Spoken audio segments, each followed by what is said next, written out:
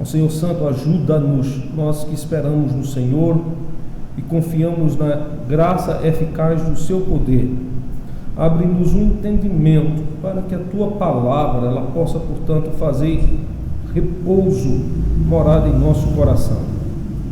É sobre Cristo Jesus que nós nos dirigimos a ti e o fazemos alegremente. É no nome de Jesus que oramos, agradecidos. Amém.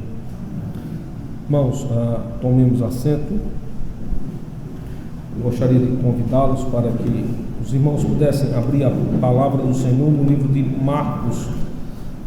Domingo passado, no último dia do Senhor, a pregação ficou entre os versos de número 1 a 12, Marcos capítulo 10, verso de número 1 a 12.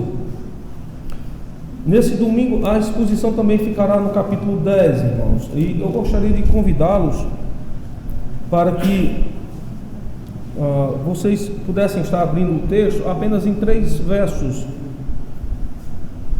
da palavra do Senhor, os versos de número 32, 33 e 34 do capítulo 10.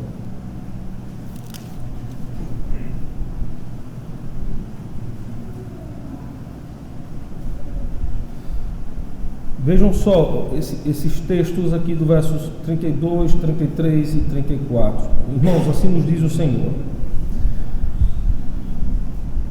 e iam no caminho subindo para Jerusalém, e Jesus ia adiante deles, e eles maravilhavam-se e seguiam-no atemorizados, e tornando a tomar consigo os 12, começou a dizer-lhes as coisas que lhes deviam sobrevir, dizendo: eis que nós subiremos a Jerusalém, e o Filho do Homem será entregue aos principais sacerdotes e aos escribas, e o condenarão à morte, e o entregarão aos gentios, e o escarnecerão, e açoitarão, e cuspirão nele, e o matarão, e ao terceiro dia ressuscitará. O texto aí do capítulo 10 que nós acabamos de ler, irmãos. Irmãos amados, deixa eu trazer para vocês aqui uma introdução desse capítulo 10. O que está acontecendo aqui, irmãos, é que Jesus está indo para o último momento dele de vida. Está se aproximando do momento em que Jesus Cristo será capturado, julgado, condenado, açoitado, blasfemado, e por fim ele vai ser morto. E ele agora está dando uma notícia para os discípulos, e eu queria que vocês vissem o que é que está acontecendo no texto.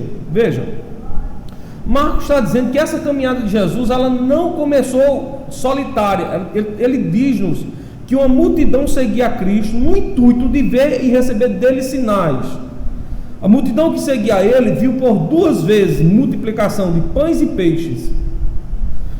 Um número imenso de pessoas ouviam uma dura pregação de Cristo quando ele, no mar da Galileia, não era bem um mar, era um lago, ele pregava o evangelho das águas, e à beira-praia, à beira-mar, os homens ouviam ali atentamente a palavra de Deus. No entanto, quando ele sai daquele local, o número de seguidores rapidamente começa a reduzir, e a reduzir de tal forma que aqui no final do capítulo de número 10, o número de seguidores de Cristo chega a exatos 12 homens, 12 seguidores de Cristo. Mas talvez, irmãos, o que acontece no capítulo 10 seja motivo para que muitos abandonem a Cristo. Observem que entre os versos 1 e 12 foi a pregação do domingo passado, por causa daquela dura pregação acerca do divórcio, quando Cristo colocou sobre eles uma lei da qual eles deveriam seguir, e não somente abandonar as vossas mulheres por causa que não sabiam cozer, não sabiam trabalhar a casa e não sabiam trabalhar a cozinha. Isso não seria motivo suficiente para que elas recebessem cartas de divórcio. Os discípulos que ouvem essa palavra dizem essa palavra que o Senhor prega, ela é demasiadamente dura. Já tinha sido uma interjeição, uma pergunta que já tinha sido feita pelos escribas e por parte dos fariseus. Depois, os discípulos que estão ao lado de Cristo recebem uma dura reprimenda. A dura reprimenda está entre os versos de número 13 a 16, na sua Bíblia fica fácil, porque ela deve estar dividida. Entre o verso 13 a 16, eles recebem uma dura reprimenda de Cristo, porque na hora da pregação do Evangelho, alguns que estavam ao lado do Senhor impedem que as crianças se dirijam a Cristo e, portanto, ouçam da pregação do Evangelho. E Cristo diz para ele: das tais é o reino de Deus. Ou seja, assim como vocês precisam ouvir a palavra de Deus para adentrarem ao reino, veja, os seus discípulos também, as suas crianças também necessitam ouvir a palavra de Deus para que elas possam gozar do reino do Senhor. Por fim, um jovem rico se aproxima de Cristo, e observem que ele cita os 6 últimos mandamentos, do 5º ao 10º. Ele diz assim: olha, eu obedeço a pai e mãe, eu nunca matei. Ele também diz: eu nunca cometi adultério, eu nunca dei falso testemunho, eu nunca roubei e nunca cobicei a coisa de ninguém. Aí ele diz assim: eu temo a Deus. Esse é o sentido. E ele faz a pergunta a Cristo: então, como eu faço para ganhar a vida eterna? E Cristo diz assim: então, bem, eu vou apenas começar citando para você os outros 4 mandamentos que você não cita. Aí, quando Cristo começa a citar, e entre os mandamentos estava amar a Deus sobre todas as coisas, entre as quais incluía pegar todos os seus bens e distribuir entre os pobres, e tornar-se a Cristo. Aquele jovem rapidamente abandona Cristo pelo caminho. Essa foi uma dura pregação e os discípulos ouviram isso. Interessante é que logo depois disto, ele diz assim: o reino de Deus não é riqueza, não é glória humana, não é sucesso. Veja, no caminho, Cristo se coloca à frente deles. Veja, Cristo está à frente deles, é o que diz o verso número 32. A imagem é basicamente a seguinte: os 12 vêm pelo caminho, e eles estão juntos um do outro, e Cristo está à frente deles, como se alguns metros à frente deles, de 2 a 3 metros à frente deles, e ergue a voz para falar com eles que vão vindo atrás. Esse método era conhecido dos gregos, é chamado de maiêutica. Talvez você nunca tenha ouvido essa palavra, é uma palavra universitária. Mas a maiêutica é um ensinamento através de perguntas, ou é um ensinamento através de exclamações. Então Cristo está exclamando. Só que veja, os discípulos que vêm atrás, como estão apartados de Cristo, eles não têm a possibilidade de se dirigirem a Cristo para lhe fazer alguma pergunta e intercalá-lo dizendo assim: ó Senhor, será que o Senhor está dizendo realmente é isso mesmo? Será que o que o Senhor está nos falando é dessa forma mesmo? Será que o Senhor não está exagerando na dose? Será que a dose de ensino, de instrução que o Senhor está nos dando, ela não é cavalar, ela não é a mais daquilo que podemos ouvir, que podemos fazer, realizar? E eles ouvem, portanto, esse ensinamento do Senhor. E que duro ensinamento seria isso? Cristo está dizendo para eles, vai dizer para eles o que lhes vai acontecer, o que a ele vai acontecer. E mais, eles veriam tudo isto. Uma coisa que é importante que você saiba no capítulo 10 é que no capítulo 10 os seguidores de Cristo serão chamados de discípulos, e você deve saber qual é a regra que acontece aos discípulos. Acontece aos discípulos aquilo que acontece ao mestre. O que deve acontecer aos discípulos é aquilo que naturalmente acontece ao mestre. E é por isso que discípulo é seguidor do mestre.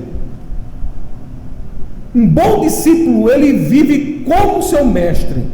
Segundo, um bom discípulo almeja também morrer como seu mestre. Então Cristo está à frente deles e começa lhes ensinando. O texto aqui vai ser dividido em 3 partes, irmãos, e é fácil você entender isso. O verso 32 é a primeira parte do texto. E o verso 33 e metade do verso 34 é a segunda parte do texto, e por fim a última parte do texto é uma pequena frase que é: e ao terceiro dia ressuscitará. Essa é a terceira parte do texto. Então vamos aqui à primeira parte. O que é que Cristo está dizendo para eles? Então vejam só, irmãos, e iam no caminho. Atentem, eles estão subindo para Jerusalém. Não é tipicamente para Jerusalém que eles estão indo. Ao dizer assim, subindo para Jerusalém, a referência não é direta para Jerusalém. Estão indo para o templo. O motivo aqui é porque a esta época era celebrada a festa da Páscoa. E vai se cumprir em Cristo aqui aquilo que falou Moisés acerca do Cordeiro Pascal, daquilo que pregou João Batista: eis o Cordeiro de Deus que tira o pecado do mundo. O animal que é sacrificado nessa festa é o Cordeiro. E Cristo realmente aqui é o Cordeiro de Deus que tira o pecado do mundo. Então, veja, quando diz assim, subindo, não é subindo tipicamente para Jerusalém. Então, quem conhece a geografia de Jerusalém sabe que o templo fica em Jerusalém, mas fica onde? No monte. Aquele monte que um dia Abraão quis sacrificar o seu filho no monte do Senhor, no monte Moriá. O monte Horebe, né?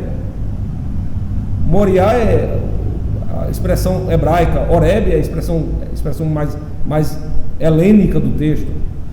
Então, o templo ficava localizado naquela região. Então, Cristo está se dirigindo ao templo. E veja, o que vai acontecer a Cristo aqui é narrado pelo profeta Isaías no capítulo 53. Então, os discípulos estão percebendo: veja, nós não estamos indo a Jerusalém. Nós estamos indo para o monte do sacrifício. Aí Cristo agora começa a dizer para eles algo, dizer assim, ó: Jesus ia adiante deles. Então veja, ele está falando e seus discípulos vêm na sequência. Isso é comum entre os pregadores. Quando eles iam pelo caminho, era muito notório que um pregador fosse à frente e começasse a falar. Aqueles que vêm atrás vêm ouvindo o que ele está dizendo. A própria acústica do caminho promove isso. O vento que pega as palavras do pregador e as lança não à frente, mas as lança para trás. Então veja, eles estão ouvindo a pregação de Cristo, estão ouvindo o Evangelho quando estão subindo para o monte do Senhor. O Salmo 24 nos traz mais ou menos a ideia disso. A ideia é: quem subirá ao monte do Senhor? Então Cristo está subindo ao monte do Senhor. E ele agora vai dizer para nós no que consiste a vida cristã. Veja, espero que você não tenha esses conceitos. Mas se o tiver, os conceitos de vida cristã, eles devem ser quebrados pelo que Cristo expõe aqui no texto. Há muitas pessoas que pensam que ir a Cristo é ter agora uma vida boa.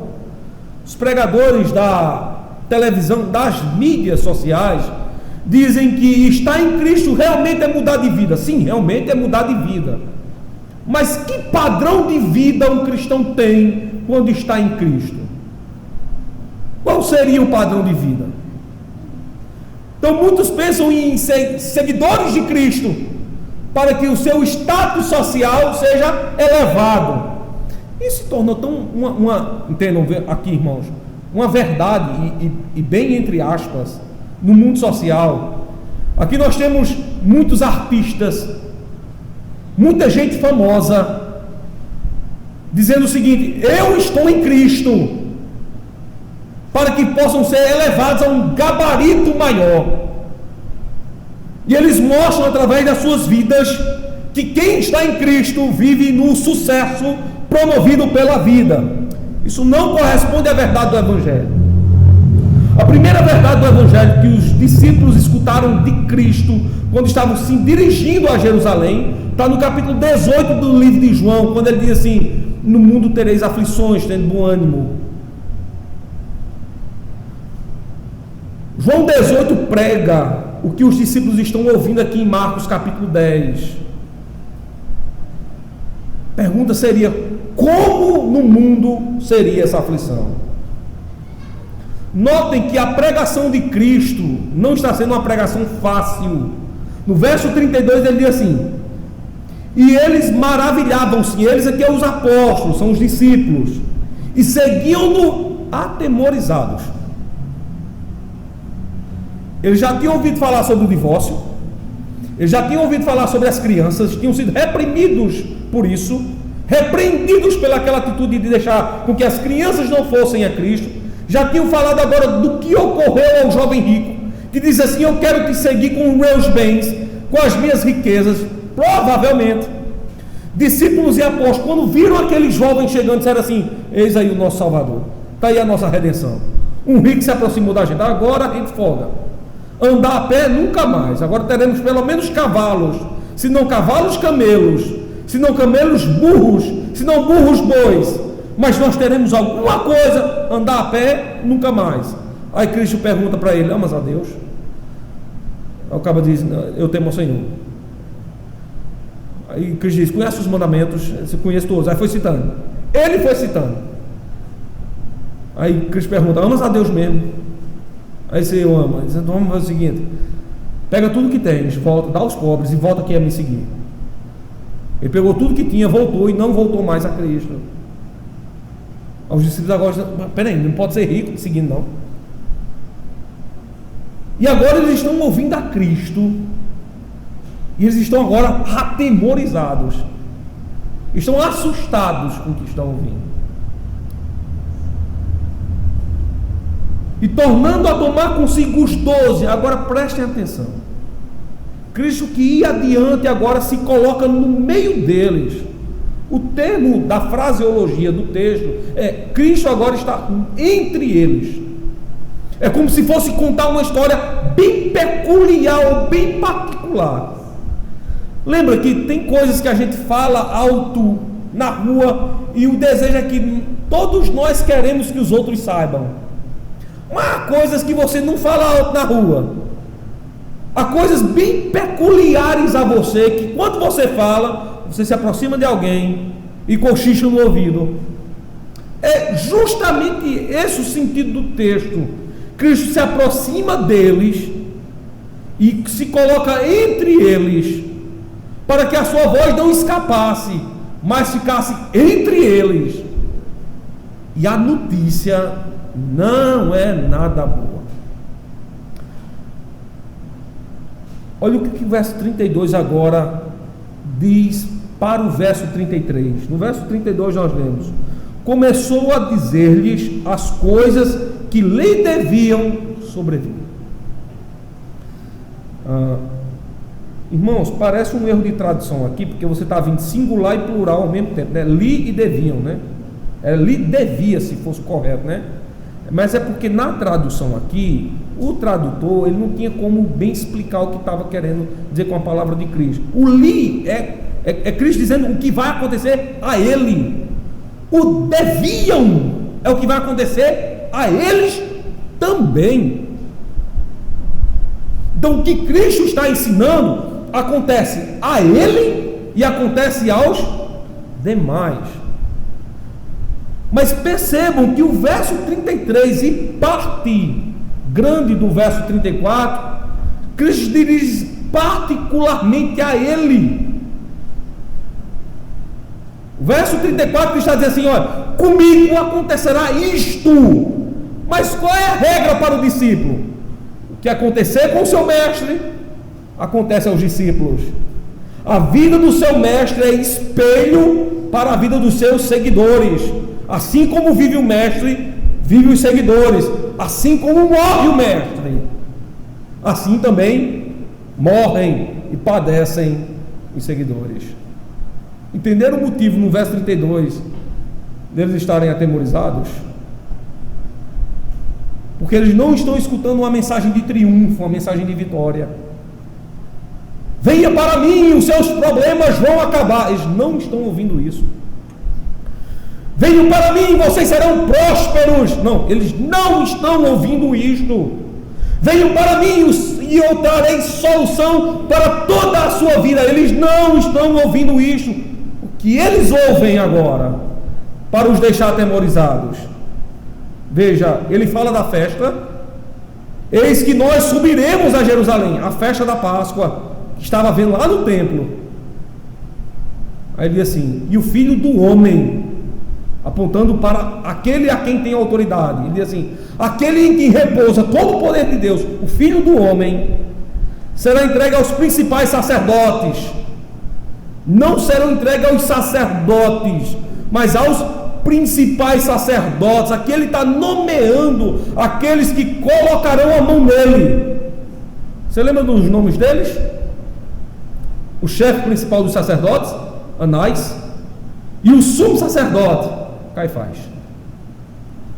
Os principais sacerdotes. Aquele que tem autoridade será entregue nas mãos dos principais sacerdotes. Não somente destes, mas toda a sua vida será dita pelos escribas. Os escribas aqui eram um grupo interessante. Ele não somente é um grupo religioso, mas muitos escribas estavam para Israel como um secretário está para nossos dias. O que é que faz um secretário? Ele toma nota de um julgamento, de um fato, de uma assembleia. E os escribas agora estariam também tomando nota sobre a vida de Cristo. Daí nós entendemos de onde Lucas extrai a pregação do Evangelho que ele demonstra já no capítulo 1, analisa o julgamento de Cristo. Abra sua Bíblia em Lucas capítulo 1. Olha como é que Lucas introduz o texto sagrado acerca de Cristo.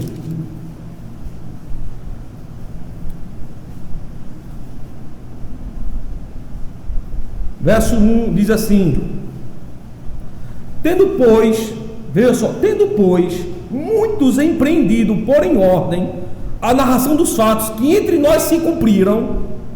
Lembram lá Isaías 53? Agora olha o verso 2: segundo nos transmitiram os mesmos que os presenciaram desde o princípio. Veja, Lucas tem noção de que não somente discípulos, apóstolos, mas também os escribas tomaram sentença acerca de Cristo, ou seja, anotaram acerca da vida de Cristo. E é isso que Marcos está narrando lá no capítulo número 10, irmãos. Vejam só, ele está dizendo assim: ele será entregue para ser julgado pelos principais sacerdotes, e os escribas tomarão nota sobre o seu julgamento. Ele continua: e o condenarão à morte. A palavra condenar aqui será julgado para a morte. O seu julgamento já é sentenciado. Qual o motivo que o leva à morte? Olha como é que ele se coloca no verso de número 33. Ele é quem? O Filho do Homem, ou seja, a autoridade entre eles. O que é que levou Cristo para ser sentenciado à morte? Lembram que escribas e fariseus queriam acusá-lo a qualquer custa, mas não sabiam como acusá-lo. Mas lembra do que Cristo falou, que foi motivo para que ele fosse sentenciado à morte? É que ele diz assim: eu sou o Filho de Deus. Aos escribas e fariseus disseram: como é que esse senhor pode dizer que é Filho de Deus? Você pode se perguntar assim: e nós também não dizemos que nós somos filhos de Deus? Na língua portuguesa você fala realmente assim: eu sou filho de Deus, e fala de peito aberto, com pomo estufado, né? Eu sou filho de Deus. Nós não erramos quando dizemos isso. Nós não erramos quando dizemos isso. Os judeus também se diziam ser filhos de Deus. E qual era o problema de Cristo dizer que era filho de Deus? Porque Cristo, quando se dizia ser filho de Deus, ele não usava as expressões que costumeiramente os judeus usavam para se dizer filhos de Deus. Uma expressãozinha grega que é basicamente assim, ó: teknos ton theon. Teknos é filho adotivo. Então os judeus se diziam assim: nós somos filhos adotivos, teknos. Di, ton, theon, Deus. Theon é Deus. Então nós somos filhos adotivos de Deus. Só que quando Jesus Cristo se dizia ser filho de Deus, ele não usava essa expressão. ele se dizia Huios, Tonteon. Eu sou filho da mesma essência, o próprio Deus entre vós. Daí se cumpriu o que nele se dizia o Antigo Testamento: o seu nome se chamará como? Emanuel, que significa o quê? Deus conosco. Veja, ele usava sobre si aquilo que havia pregado Isaías no capítulo de número 9, de que um filho realmente nasceria, e que esse filho seria realmente o próprio Deus. Abra sua Bíblia aí em Isaías capítulo 9 e veja se não é realmente isso o que o texto está mostrando. Isaías capítulo 9, veja só o que é que o texto mostra-nos acerca do filho que nasceria e estaria entre os homens.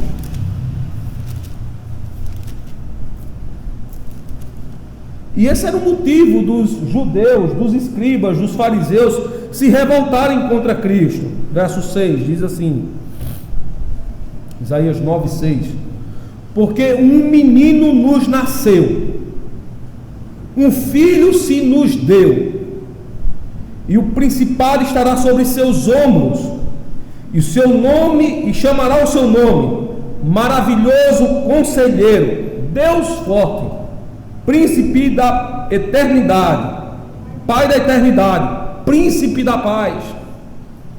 Ele é o Deus Forte. Então, quando ele se dizia assim, eu sou filho de Deus, era nesse sentido, do Deus que haveria entre eles, do menino que haveria de ser nascido. Então, quando eles ouviam acerca disso, então eles diziam assim: esse homem traz sobre nós o que? Blasfêmias.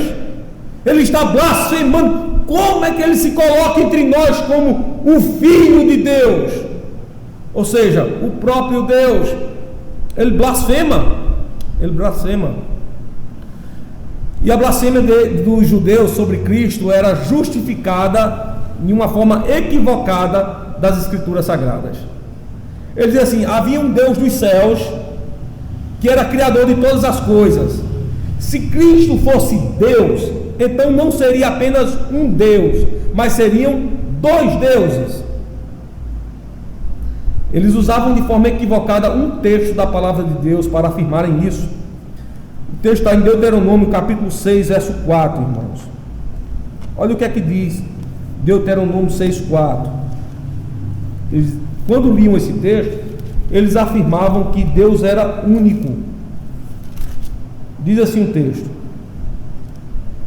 ouve Israel, o Senhor nosso Deus é o único Senhor. O Senhor é um. Então, quando eles liam esse texto, eles diziam assim: como é que esse homem pode se dizer que é Deus? Se ele for Deus, então existem dois deuses e não um único Deus verdadeiro. E eles, portanto, levantavam a sentença de acusação contra Cristo, dizendo que Cristo havia, portanto, blasfemado. Aí aqui em Marcos, ele usa a expressão filho do homem e não filho de Deus. Qual a diferença de filho do homem para filho de Deus? A resposta é nenhuma. Filho do homem significa aquele que possui autoridade, ou seja, o próprio Filho de Deus, o próprio Deus entre eles. O nome homem aqui se refere ao próprio Deus. Vejam que os homens foram feitos à imagem do grande homem. Não é isso que lemos lá em Gênesis capítulo 1? Deus dizendo: façamos o homem conforme a nossa imagem e semelhança. Então, assim como somos, ele será também. Ele possui imagem e semelhança. Veja, então quando Cristo diz assim, o Filho do homem, ele está se referindo a quem? Ao próprio Deus. O grande homem do texto é o próprio Deus. É o próprio Deus. O que é que acontecerá ao próprio Deus aqui? Condenarão à morte. Fala da sua sentença de julgamento. Ele seria julgado e era achado nele iniquidade e ele seria levado para a morte. Vamos observar esses passos na perspectiva do profeta Isaías. Então fique com a Bíblia aí entreaberto, no capítulo de número 10 do livro de Marcos, no capítulo de número 53 do livro do profeta Isaías, a partir do verso de número 7.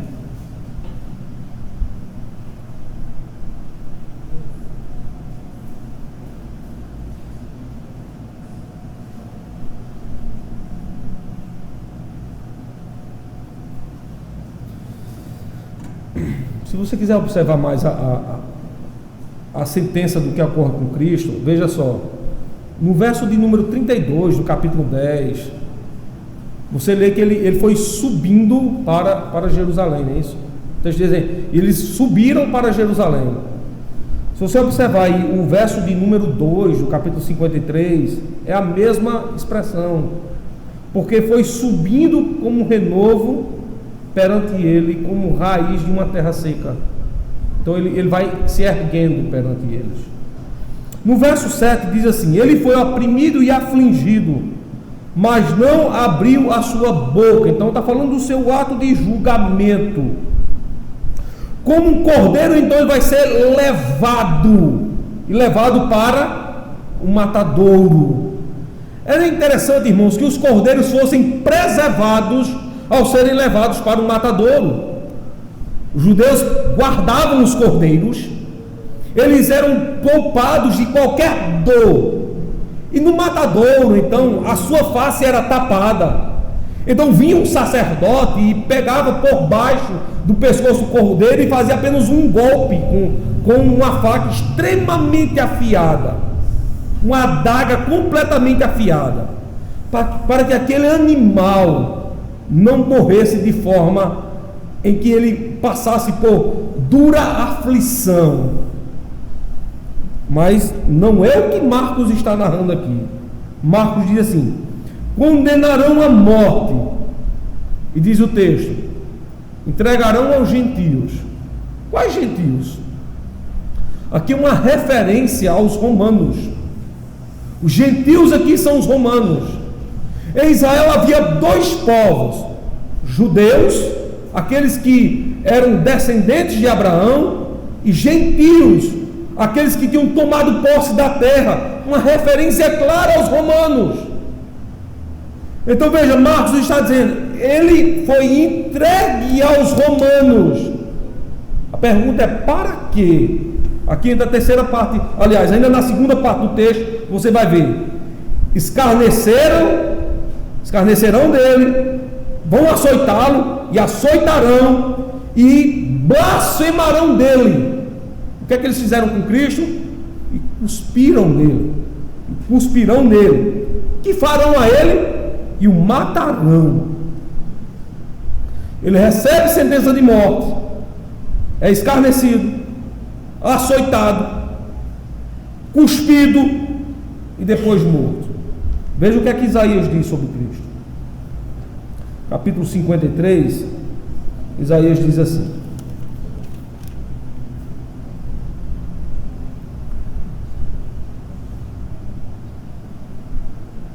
e como ovelha muda perante os seus tosqueadores, gentios, assim ele não abriu a boca. Da opressão e do juízo foi tirado. A opressão e juízo aqui tirado ele foi morto mesmo. Quem contará o tempo da sua vida? Quem contou o tempo da sua vida? O texto diz: entregaram a quem? Sacerdotes e os escribas. Porquanto foi cortado da terra dos viventes, ou seja, ele não foi contado mais com os vivos. Pela transgressão do meu povo ele foi atingido. No verso 9, Isaías já fala do seu sepultamento. Ele foi sepultado ou foi ter com um rico. Ele está falando ali de José, que veio pelo caminho, viu as necessidades de Cristo, e como o rico lhe deu uma sepultura. Mas no verso 10, irmãos, diz sobre toda a dor do Redentor. Diz assim: todavia ao Senhor agradou moê-lo, fazendo-o enfermar. Quando a sua alma se puser por expiação do pecado, ou seja, derramar sangue, verá a sua posteridade, prolongará os seus dias, bom prazer do Senhor prosperará na sua mão. Então o que Cristo está dizendo para os discípulos nada mais é daquilo que pregou o profeta Isaías. O que é que eles estão ouvindo? Vocês são meus seguidores, pois sabem, eu serei condenado à morte, eu serei açoitado, eu serei afligido, vão blasfemar de mim, cuspirão em mim, e por fim vão me matar. O que é que os discípulos entendem? Nós somos seguidores dele. Aquilo que acontece a ele, acontece a nós também. Primeira pastoral da noite. Perceba que ser seguidor de Cristo não é ter sucesso na vida. Cristo já tinha advertido: no mundo tereis aflições. Ser seguidor de Cristo é sermos expostos à morte todos os dias. Portanto, se você pensa que sua vida está ruim, ou ela vai mal, e que você sofre muito, lembre-se que isso é normal para quem é seguidor de Cristo. Seguidores de Cristo realmente padecem, e a causa do padecimento não é uma outra coisa a não ser o Evangelho. E aqui eu gostaria de fazer uma colocação no texto. Há muitas pessoas que sofrem, mas não sofrem por causa do Evangelho. Há muitas pessoas que penam na vida, mas não penam por causa da palavra de Deus. Há muitas pessoas que recebem ira de Deus, que recebem provações nessa vida, mas nenhuma delas vem por causa do Evangelho. Na maioria das vezes, pessoas sofrem não porque estão próximas de Cristo, mas porque estão bem distantes dele. Na maioria das vezes, pessoas padecem não porque amam e vivem com Cristo, mas porque estão cada vez mais distantes do Evangelho. Seguidores de Cristo sofrem, mas a causa do sofrimento é por causa de Cristo e da sua palavra. Um dos homens que ouviu isto relata o seguinte, Apocalipse capítulo de número 1. Olha o que é que ele relata acerca do testemunho de Cristo. Verso 9, ele diz: eu, João aqui é o João apóstolo, que também sou vosso irmão e companheiro na aflição e no reino e paciência de Jesus Cristo, estava na ilha chamada Pátimos. Agora ele vai dizer o motivo por que está na ilha de Pátimos: por causa da palavra de Deus e pelo testemunho de Cristo. O motivo pelo qual os cristãos sofrem é por causa do testemunho de Jesus. Qual é o testemunho de Jesus? Andar como ele andou, viver como ele viveu e morrer como ele morreu. Isso é ser verdadeiramente cristão. Sermos como o nosso mestre foi. Mas, irmãos, mas é cada vez mais chocante o quanto o número de cristãos hoje querem viver mais apegados a esta vida, mais apegados aos deleites e aos bens materiais.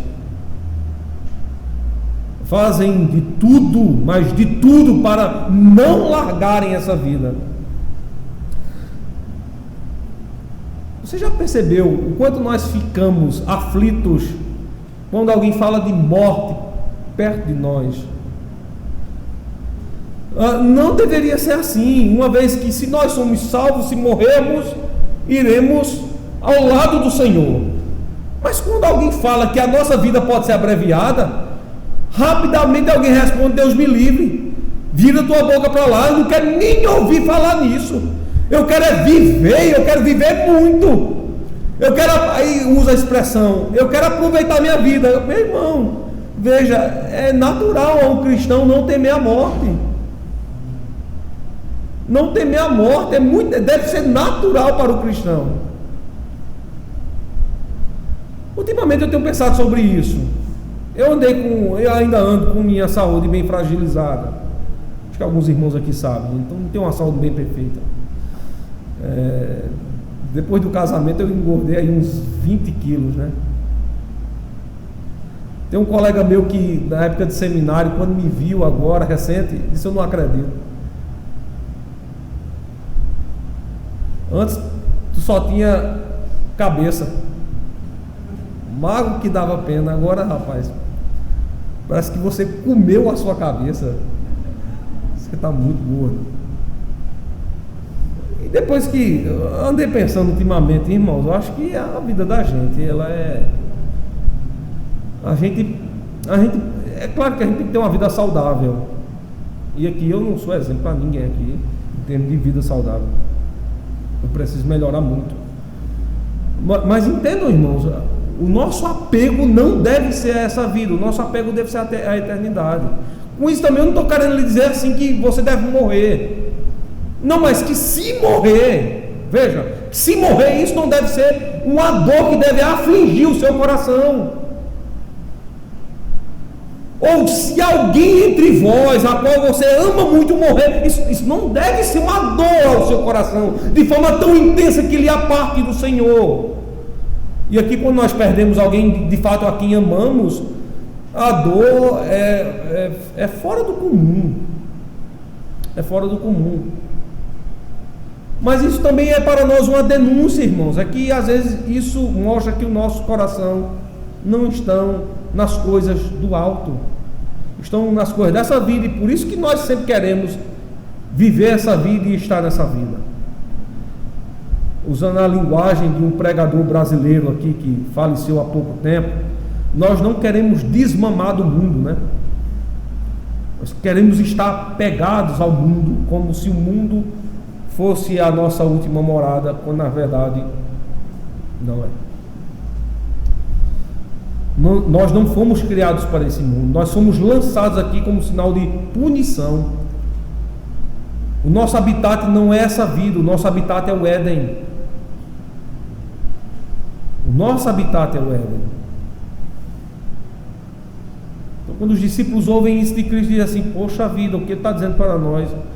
Ora, ele já falou do divórcio e a gente já não gostou. Falou sobre as crianças que deveriam ouvir a pregação do Evangelho, nós não gostamos. Repreendeu o rico que queria nos seguir e não deixou que ele estivesse entre nós, e aí nós já achamos horrível. Agora ele está dizendo para nós que o final da nossa vida é morte.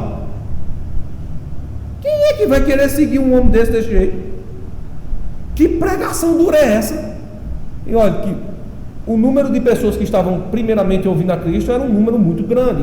E observem que esse número vai definhando. Chega aqui no capítulo 10, nós temos 12 pessoas.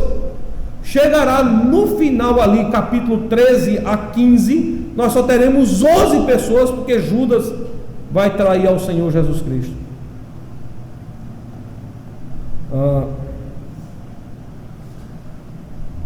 Como é que nós mostramos ao mundo que somos cristãos? É a terceira parte do texto. Talvez isso nos anime. Olha o que é que Cristo diz: e ao terceiro dia ressuscitará. O que significa isso? Ao terceiro dia ressuscitará.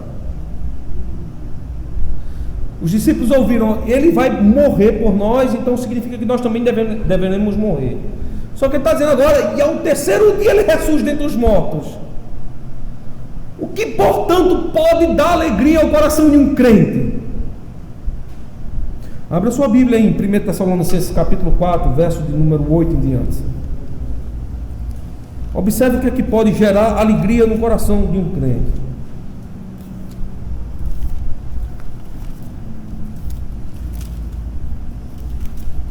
Escute só, irmãos.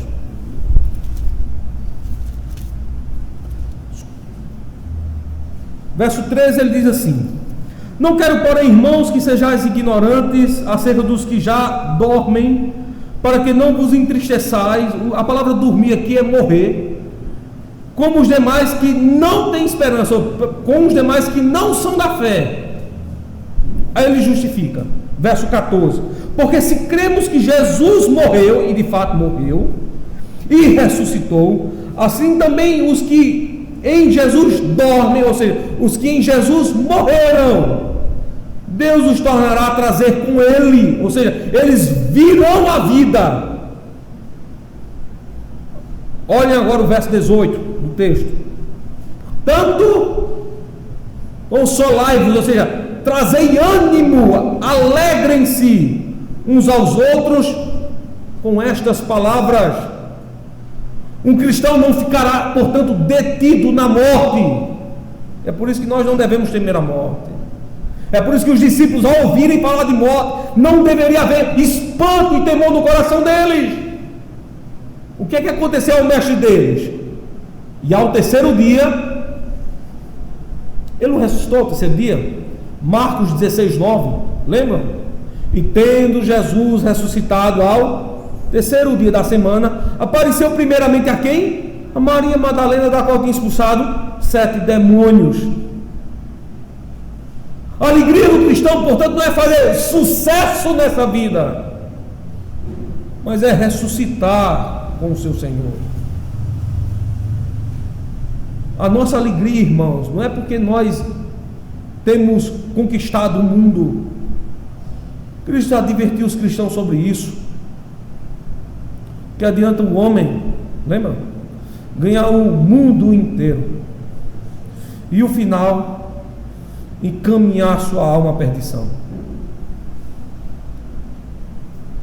Nós não precisamos de bons crentes na igreja. Afinal de contas, já escreveu alguém, que eu não sei quem, que a igreja é constituída de pecadores enfermos. Nós não precisamos de boas pessoas na igreja.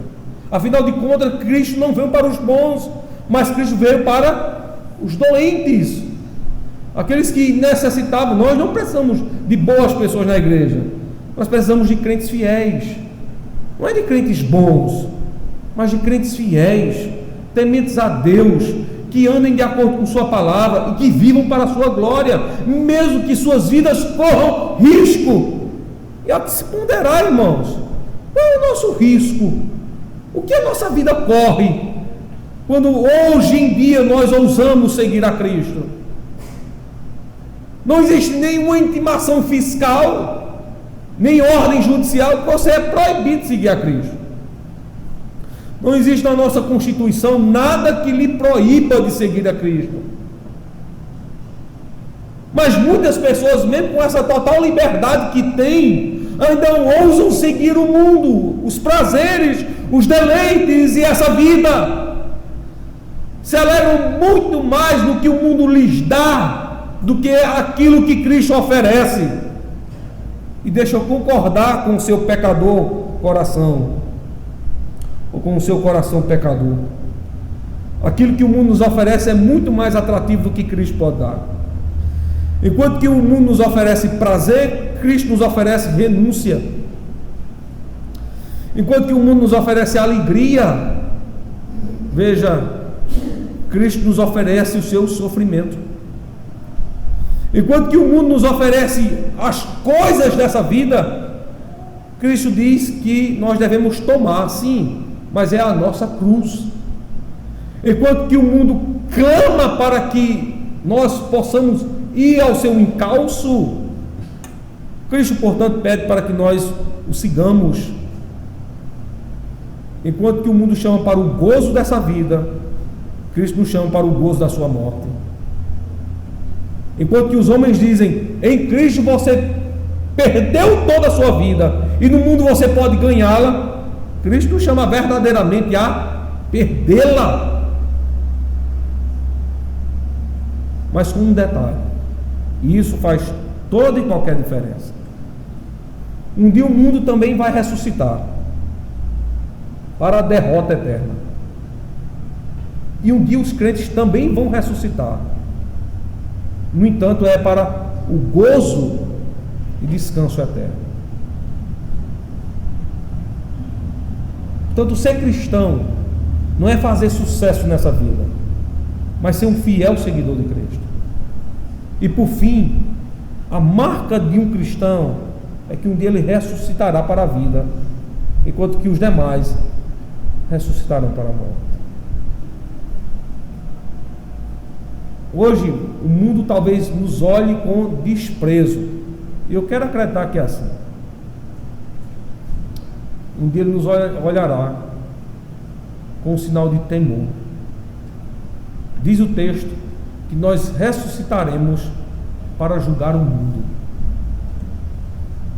Um dia nos olharão com espanto e com grande temor, e dirão para nós aquilo que os povos e as gentes disseram para Israel quando saía do cativeiro babilônico: grandes coisas fez o Senhor a estes. E nós diremos: e é por isso que nós estamos alegres. Grandes coisas fez o Senhor por nós. Irmãos, que o Senhor, portanto, descanse o seu coração em sua presença. Se sua vida está mal, não reclame não, é assim mesmo. Ser cristão é assim mesmo. É caminharmos em um mundo em que nós não temos nenhum prazer e nenhuma alegria. Amém. Vamos ficar de pé, vamos aqui orar ao Senhor. Vamos receber a bênção divina. Por final, irmãos, eu gostaria de contar com vocês para a gente cantarmos juntos o cântico de número 254 do nosso Inário Novo Cântico. É o Sossegai. Senhor, nós queremos te louvar e te agradecer por tudo. O teu amor tem nos chegado a nós, e isso é motivo de nós nos alegrarmos em ti. Pai Santo e Deus bendito, perdoa os nossos pecados, os nossos erros, as nossas falhas, e nos mantém, Senhor, saudáveis e estáveis em ti. Ajuda-nos, ó Senhor, livra-nos do mal, por amor ao teu nome, por amor à tua justiça. Nos colocamos diariamente para viver a tua glória. Trabalhe em nossos corações sempre, Senhor, para que estejamos sempre acomodados à tua vontade. Ó Senhor, pastoreia os nossos corações para que nós não possamos ser apartados de ti, Senhor. Ajuda-nos na caminhada. Às vezes os nossos pés sôfregos não sabem bem ao certo aonde ir, mas pelo teu evangelho nós podemos ouvir a tua voz e seguir retamente o caminho. Portanto, não se aparte de nós, não nos deixe de falar, fala-nos sempre a tua verdade. Ó Pai Santo e bendito, preferimos a tua repreensão do que o afago dessa vida, preferimos a tua dura voz do que a suave voz do mundo. Nós preferimos te amar a sermos odiados por este mundo. Ó Senhor bendito, lembra-se do teu povo, permite-nos, ó Senhor, que andemos em tua presença. Essa é a nossa sincera oração, e a fazemos através de Jesus Cristo nosso Senhor, que vive e reina sempre. Amém.